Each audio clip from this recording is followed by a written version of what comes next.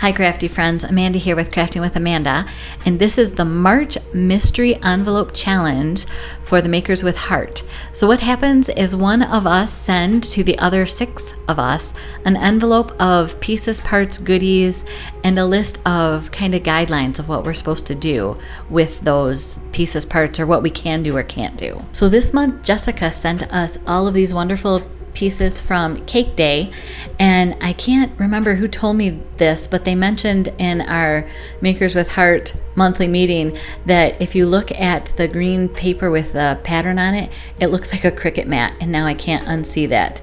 So Jessica decided that our rules for this month were we could either use white or black cardstock, not both, and that we could also add one additional piece of paper, and it could be a pattern paper or a solid.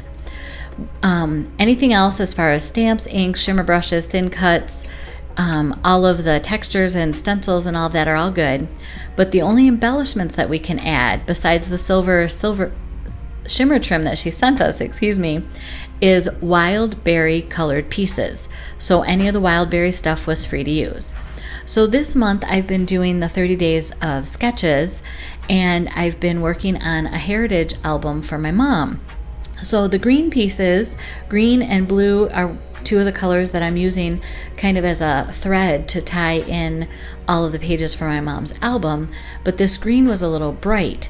So I was trying to figure out what I could do to tone it down or how I could use it, and I knew that I needed to have charcoal cardstock as my second solid piece, because that, again, the lacy scalloped edges and the charcoal leaves are what I've been using for my mom's album pages. So I am just trying the lace out around the edges, just trying to figure out a layout. I found this one photo, and it's my mom. She's received her Grand Cross, so it's a Rainbow Girl photo, and it looks like she's with Dee Malay, who has also been well honored for service rendered. And I'm not sure the event of this. I'm hoping my mom might know. So again, because it's a rainbow event, I decided that to fill in my background, I am taking white, colonial white. So French vanilla would be the closest that we have now, but that doesn't have the word white in it.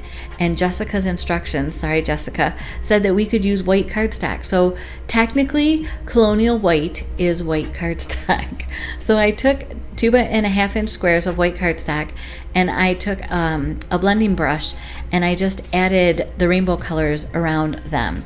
So I did candy apple, nectarine, lemonade, green apple, Carolina, sapphire, and pansy were the colors that I inked on those 2.5-inch squares. So now I'm kind of just dry fitting. I'm realizing, I'm going to have to do a couple more squares, but then if I put the photo down on the inside here, there's some of the pieces that I'll be able to reuse. So I'm just trying to figure out how this is going to look. I'm liking the direction it's going. I'm just struggling with how to kind of make that photo a feature. And so I like to dry fit things, and the 4x6 mat of the green cardstock that Jessica gave us is a little big for the old photo size, but I'm going to go ahead and keep it that size just so that it all ties in together. So then, being mathematically minded, I wanted to make sure that my diamonds of these 2.5-inch squares were even. So I marched 6 inches down from both sides and then just kind of dotted a line through. And I end up lining that line up with one of the lines that's in my tabletop. So now when I make sure that the corner meets the tabletop line, it's also meeting the line on the cardstock that I drew, and that just gives me a starting off point. So I'm going to show you a little bit of how I line these up. I just chose like the grout line for in between my pieces. I just wanted a nice thin line. I'm making sure that my points are lining up, and I'll do that throughout the whole process. So here you can see that I finished this. I did have to make up one more candy apple and one more of the pansy 2.5-inch squares. I had to brush those, but then I had enough of all the other pieces plus those to punch out some daisy flowers. So for embellishments, I'm going ahead and using what I already have and just putting these centers in. Oh, I have to apologize, Jessica. I just realized that I just grabbed these circles that I always have cut to make flowers out of my stash, and they disqualify me from the rules because it's an extra little piece of colored cardstock instead of coloring in white daisy. So I'm so sorry. But I would have colored in white daisy in yellow if I had realized, but those were just in my stash and I was using them. So I apologize, I wasn't trying to break the rules and I just realized it now. So now I'm going to do some more dry fitting. I did with just regular colonial white. I die cut the 3D flowers. It's a thin cut from Close to My Heart, and it has a flower base that's actually I think 4.5 inches.